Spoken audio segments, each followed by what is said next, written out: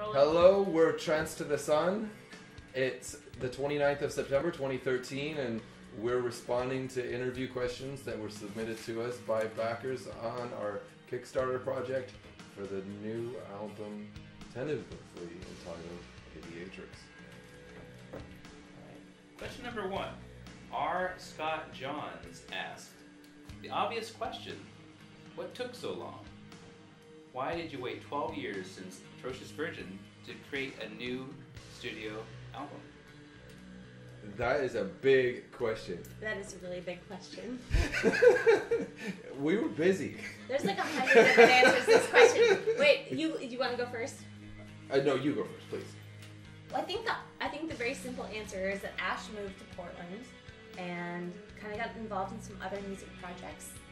I focused on my art career and then proceeded to have a child.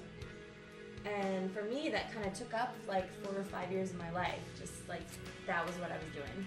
And that plus my painting career was already enough. And Ash was far away, so there just really wasn't like any room for Trance to the Sun. At the time, yeah, we were in. At the time, we did all that work on Trance to the Sun.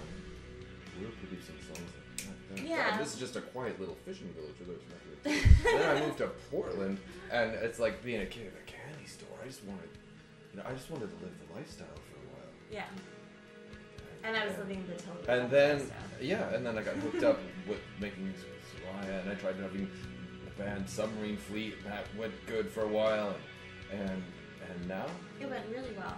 It sounded really good.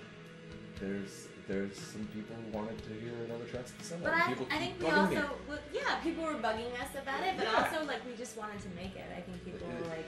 It seemed like the whole culture of music has changed, where it seems somehow right now to do a Trance to the Sun album where it might not have seemed right even like 5 years ago. The music on the internet and Pandora and iTunes and iPads, it's created a perfect storm where music is comprehensively changed in terms of how people view it. Like when we were first getting into music as kids, it was like you'd be driving down a road of musical genres, and there could be like the new wave monolith and the heavy metal monolith and the new age monolith. Remember when that came around in like 1987? I wish. And like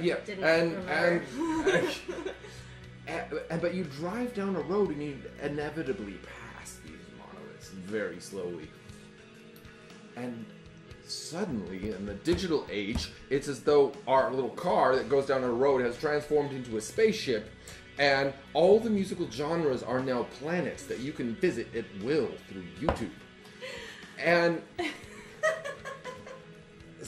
it reinvigorates every genre of music. Because where before you only had like 3 or 4 different genres of music coexisting, and now every genre of music coexists all at once. It's true. And so Trance to the Sun really ought to make another album in that climate. Yeah, exactly.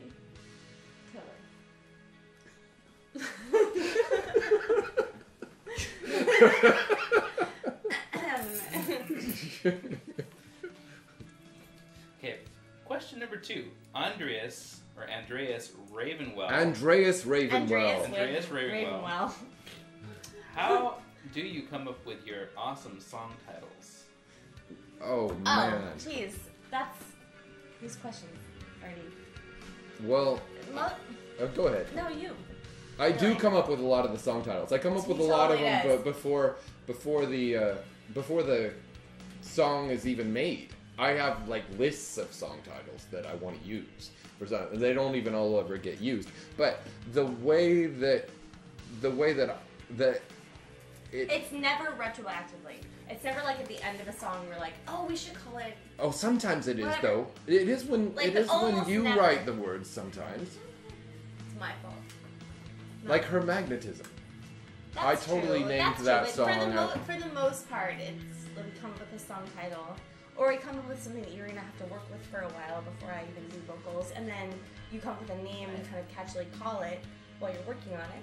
Yeah, well, I think of something really interesting that fascinates me, and I just boil it down and down and down into a more succinct little thing until it's as few words as possible.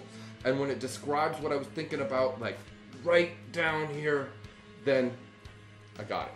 No, but that's, when I get it down to 3 words. That's an exact example of how we come up with any of the song titles. Anything at all. It's true.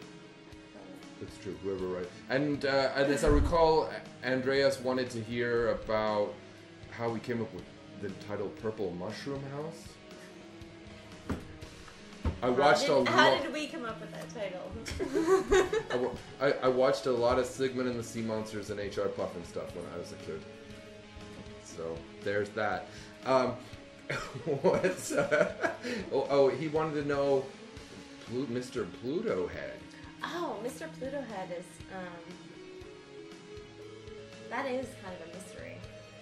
Well, oh yeah, because that song had like 3 different titles before we settled on Mr. Pluto Head. That happens a lot, actually. Well, our songs have like 3 different titles. It was... Plus our sexy title, which is usually really kind of fucked up. Like, Oh, well, yeah, the mess up title. The mess up titles are always my favorite titles. It's true. Wait, what is it? It's not Purple Mushroom... What song is it? Not Purple Mushroom Mouse. It's the other one. Oh, Gigi Hot Pants. Oh yeah, well, you guys don't know about this song we have brewing yet because it's for the new album, but Lost Garden Gnome Hotline is one of the new songs, but it's already been destroyed by my good colleague Ingrid as Gigi Hot Pants. Right. But Mr. Pluto Head, it's kind of like Mr. Potato Head, obviously, but it's like something. It's like a nickname that Ingrid would have called me, and since she kind of wrote sort of about me in the first place, but put me in this post-nuclear situation, like she was making my life seem like 10 times worse than it was, just to make a point. Wait, what? Not true. Well, 10 times worse? I don't think so. Okay, all right. Well, Impossible. You'd be like dead if that were true. I related a little closely to that one. So, anyway, Mr. Pluto Head is somebody who's just like out there, man. Really dark. Like on like a fucking really, another planet. Like full of plutonium. And it's just full. He's like a magnet for destruction. And that was just totally like the kind of name that Ingrid would have called me all the time. So would have before she died. Yeah. So that's Mr. Pluto Head. And Andreas Ravenwell also wanted to know about, what was that, Terry? Calling all vanished airplanes. It's just Bermuda Triangle. Yeah. I mean, seriously. Obviously. No, See, totally well, I liked it as an analogy to Ingrid's lyrics because she wrote about know that they are nowhere, they can never go home. Yeah, it was clearly about a place where people go and disappear. Right, I just pictured it like this is someone's final thoughts as they're like disappearing over the edge into the into green the unknown fog. Yeah. And way before Lost ever was a TV show, by the way. So. so it kind of fits. It's a little odd for the song, but there you go. That's Trance to the Sun for you. Yeah, I do too. Yeah. Okay. And then there's another one? Which brings us to the next question, kinda. The final one. That one. Actually, it's Ron H. He says, hello, Ingrid and Ashkelon. What can you tell me about the inspiration behind Horsehead Lake and what the male vocal spoken word part was taken from? It has from my ex-boyfriend masquerading as somebody. That's all I gotta say. The poetry was original poetry by Ingrid's then boyfriend. My very amazing boyfriend poet guy. It was his original poetry and he recorded it onto the album.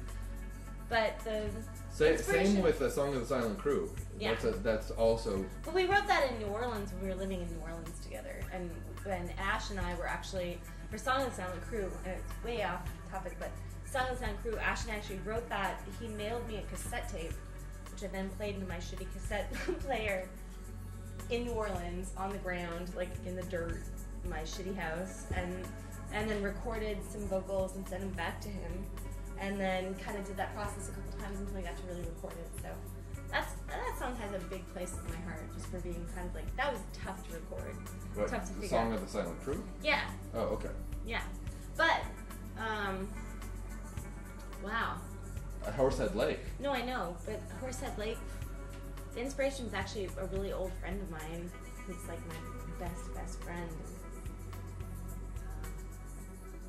It's not when you meet somebody who makes you feel sane after feeling crazy for a long time. For me.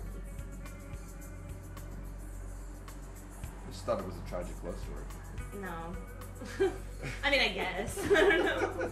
Aren't they all? I don't know. Alright. Well, I think that does it. This is Trance to the Sun on the 29th of September 2013. Signing off. This is Ingrid Blue, my colleague, and I'm Ashkelon Sain.